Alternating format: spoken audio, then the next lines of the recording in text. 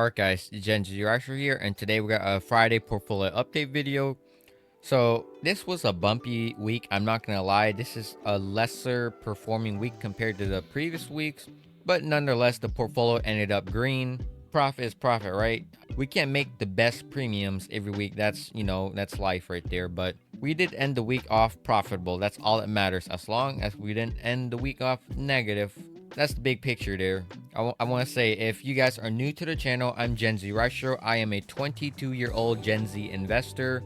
I'm a blue-collared worker, and essentially my goal is financial freedom, but a shorter-term goal is to be able to surpass my 9 to 5 income with this portfolio. Currently, it's at 150K, but within 3 years, how do I plan to reach my goal of surpassing my 9 to 5 income? I need to get this account to $500,000 essentially. And I think it's very doable, considering, again, I'm 22 years old and we're at 150 already. So, I mean, given 3 more years, I think it's pretty doable. Hopefully, I am inspiring someone out there, a young person who thinks they can't do it. I'm doing it. Hopefully you guys go on your own financial journey too. Hopefully you guys stick around for the channel and, just watch me on my financial journey. It's not every day you see a Gen Z trying to do these ambitious goals, and hopefully you guys see me succeed, or hopefully we all succeed together. Another thing, hopefully you guys check out my public Discord. The link is in the description. Essentially, this is where I'm the most active at. I post my trades every day pretty much. We bounce ideas off of each other. I learned how to trade options from this Discord, and we bounce ideas off of each other essentially. I mean, this guy's new. He's posting his trades. I'm posting my trades. You can see this is where I post things before YouTube sees it. So that's why I think it's valuable if you guys join. Hopefully we can learn from each other also. All right, looking at the portfolio, I mean, the biggest thing about this week was it was bumpy. And why was it bumpy? Did we get assigned on QQQ? No, we didn't. What happened was we kind of got messed up rolling with hims and hers. We can look closer at the stock, right? Can we acknowledge that everyone in options knows that you do not sell puts on something you're not willing to own, right? Like, if you sell puts on hims and hers, you better be willing to own this for the long term. I think it's going to be green in the long term, but in my perspective, I mean, look at the 1 month, guys. In my opinion, this is due for a correction.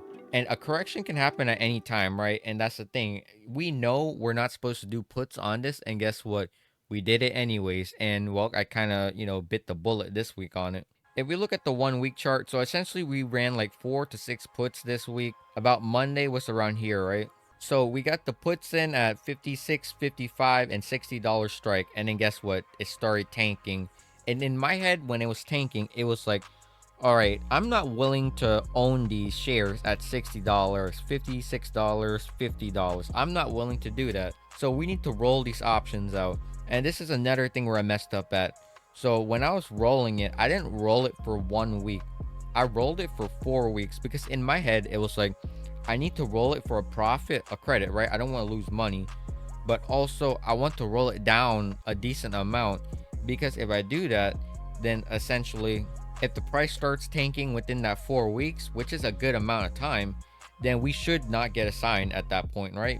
Because we're buying ourselves down essentially. The problem was, I am a terrible trader in the sense of course, we bought here, or I mean, we sold the puts here, we rolled it down here, and immediately the market did a V-shaped recovery kind of, and well, all of the puts would have expired worthless if I never rolled it in the first place. So that was 2 points right there. First point was I sold puts on something I didn't want to own at the strike price that I sold the puts on.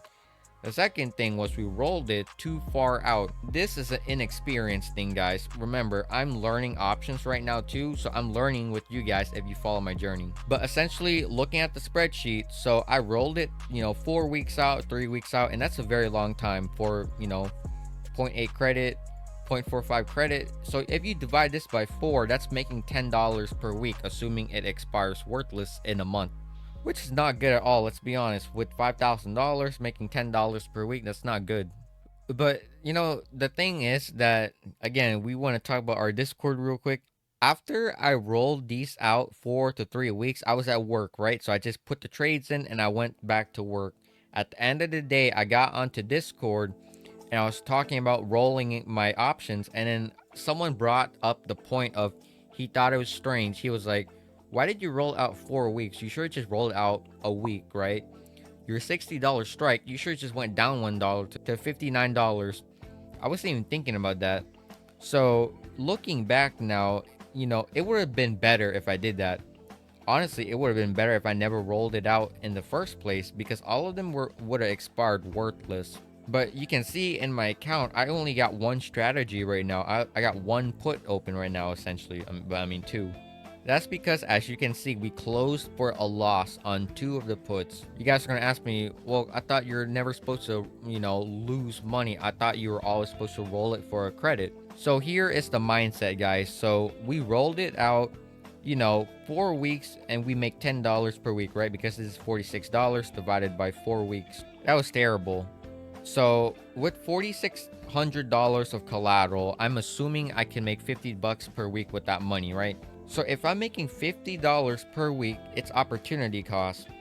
$50 per week, 4 weeks, that's $200 I make, assuming we don't get assigned for 4 weeks with that capital. So do I take the loss now, lose $80, but then be able to trade with the money that I released from the collateral and then make $200? Because if you do 200 minus 80, that's 120 in profit. So in the grand scheme of things, I end up more green if I just take the loss now and recycle the capital. So that was where my mindset was. I didn't roll these two puts out. You saw them. They're currently open still because these are even more expensive.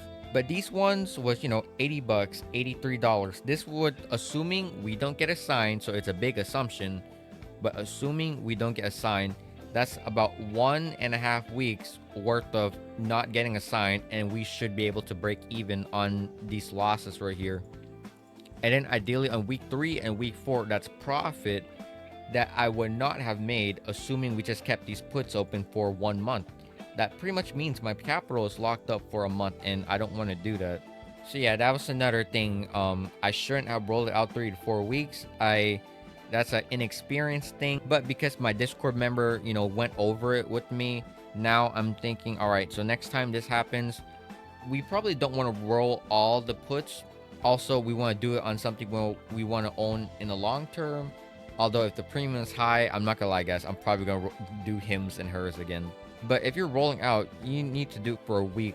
Not financial advice. This is something I'm going to try to stick to. But yeah, I mean, that's our blunder. But I mean, it's not the biggest blunder. I mean, look, guys, we're up $1,100 still. If you guys didn't know, my goal is essentially I need to make, $625 per week from QQQ, right? That's our main position.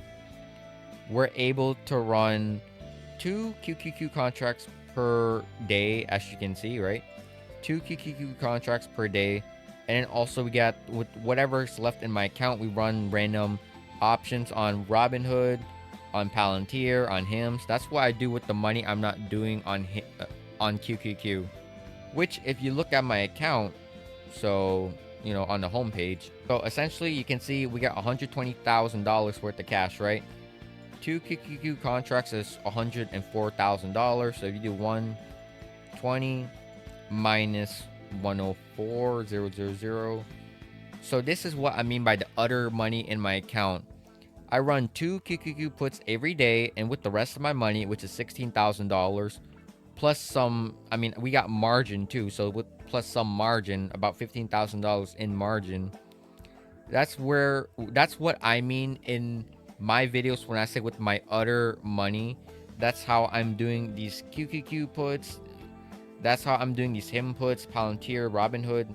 That's what I do with my other money. So hopefully you understand when I'm using that terminology in my videos. So yeah, looking at the spreadsheet, what is my goal, right? And I tell you guys I reached my goal, but what is the goal? The goal is we need to make $860 per week trading, no matter what. This week, we didn't make as much as the previous weeks. I mean, look, 2,600, 2,300, but then we go to 1,100. So it's very lackluster, but nonetheless, profit is profit, right? We went up and we beat our goal. The goal is, if you look here, the QQQ income, at the bare minimum, being conservative, each contract needs to make $60 per day, $62 per day. We got 2 contracts we do per day, pretty much. We need to make 124 a day, times that by 5 days a week. That's where you get that 620 from, right? Again, guys, remember, with the other money in my account, we need to make $240 with it, $240. So I mean, I did that math wrong, but 620 plus 240 and equals, that's where we get the 860 from. So at the bare minimum from trading, I need to make 860 per week. And obviously we made $1,100 this week, so we beat our goal. That's all that matters, guys. As long as we keep meeting our goals, we ideally will get to 500k by the end of the 3 years. And then we look at the options tracker. So in the month of May, we made $3,500 so far, $10,000 net from all of my options trading. And if you look at the incomes goal, we need to make $41,000 by the end of the year from options income. That's the goal for 2025. Currently, we are about 1/4 of the way there. So we are making progress, week by week. Again, guys, ignore the spreadsheet. I don't know when I'm going to update it. This is for my dividends in the portfolio. Yeah, I don't know when I'm going to update that, but I'm just going to leave it there. But yeah, 25% of the way towards the goal from just trading options. But yeah, guys, that's pretty much it for the video. We ended the week up. Even though we had some blunders, we were up. We met our goal of over 860 per week. We learned some more lessons from Discord members about rolling and whatnot, because this is the second time I rolled. I only rolled one time ever, and so this is the second time, and obviously I learned from this experience. So now I know what not to do next time. So yeah, hopefully you guys stick around for our financial journey, and hopefully you guys grow along with me. Gen Z Rice Shiro out.